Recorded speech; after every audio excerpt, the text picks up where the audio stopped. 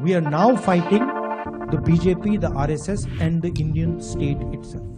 पहले से ही 6 मामलों में बेल पर चल रहे राहुल गांधी ने एक बार फिर से ऐसा बयान दिया है जिससे वो कानूनी पचड़े में पड़ते हुए नजर आ रहे हैं।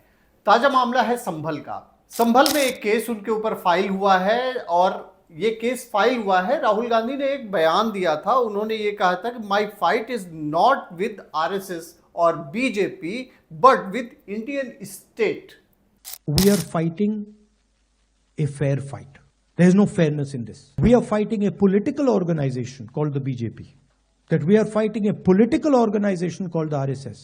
The BJP and the RSS have captured every single institution of our country. We are now fighting the BJP, the RSS and the Indian state itself. ये उनका बयान था। कहने का मतलब ये है कि उन्होंने ये कहा था कि हमारी लड़ाई बीजेपी या आरएसएस से नहीं, भारतीय राज्य यानी कि इंडियन स्टेट से है। ये राहुल गांधी का बयान था। आपको हम ये बताते चले कि इंडियन स्टेट से लड़ाई का मतलब ये होता है सीधे कि आप सीधे सीधे राज्य या सरकार के खिलाफ विद्रोह की बात करते हैं और ये जो आता है ये कानूनी उसमें देशद्रोह की भी श्रेणी में आ सकता है। फिलहाल ये मामला संभल की कोर्ट में है।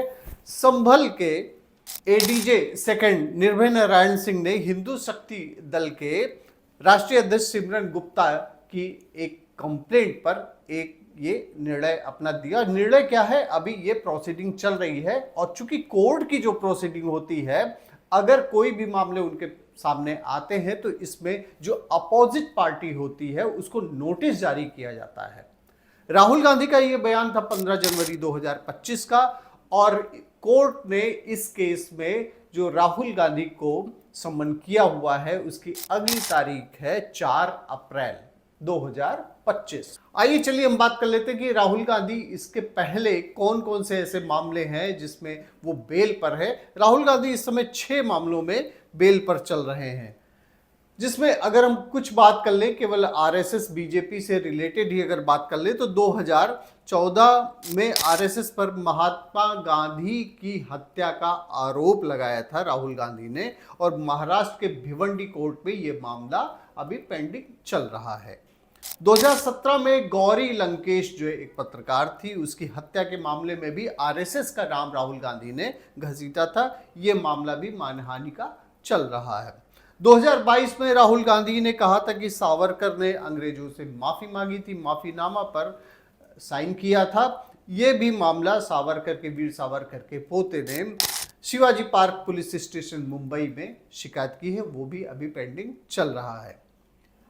अब आती है बात कि कितने मामलों में बेल पर हैं। तो देखिए कुछ मामले जो उसमें इंपॉर्टेंट है उसमें यह है कि मोदी सरनेम के मामले में मोदी सरनेम से रिलेटेड एक बयान दिया था राहुल गांधी ने, जिससे उनके ऊपर केस दर्ज हुआ था। 2 साल की सजा भी हुई थी, जिससे लोकसभा से सांसदी भी उनकी समाप्त हो गई थी। उस मामले में वह बेल पर चल रहे हैं। 6 अन्य मामले हैं जिसमें सबसे बड़ा मामला है जिसमें सोनिया गांधी भी इन्वॉल्व है। नेशनल हेराल्ड का मामला है जिसमें राहुल गांधी भी बेल पर चल रहे हैं, सोनिया गांधी भी बेल पर चल रही हैं। लेकिन उसके बावजूद है राहुल गांधी की आदतें जो है सुधरने का नाम नहीं ले रही हैं और राहुल गांधी ऐसे ही स्टेटमेंट देते हैं जिससे वो चर्चा में बने रहे, चाहे वो देश में हो या देश के बाहर हो, लेकिन हमेशा सरकार के खिलाफ प्रहार करना। चलिए ठीक है, एक अपोजिशन पार्टी का ये कर्तव्य है कि अगर कहीं सरकार गलत कर रही है तो उस पे वो इंगित करें, कमेंट करें, लेकिन अब इंडियन स्टेट के खिलाफ ही इस तरीके से बयान देना राहुल गांधी के लिए एक बार फिर से मुश्किल खड़ी होती नजर आ रही है। देखने वाली बात यह होगी कि 4 अप्रैल की जब तारीख आएगी तो कोर्ट में उसमें क्या होता है। लेकिन पहले से ही बेल और जेल इसके बीच में पड़े हुए राहुल गांधी, मानहानि के केसेस झेलते हुए राहुल गांधी इस तरीके से बयान पर अपने रोक कब लगाएंगे, ये देखने वाली बात होगी। बहुत बहुत धन्यवाद आपका, आपकी खबर राजनीति चैनल देखने के लिए। इसी तरीके से जो पॉलिटिकल जो भी उस दिन के इवेंट्स होंगे उस पर हम आपके लिए कंप्लीट स्टोरी लेकर आते रहेंगे। Thank you.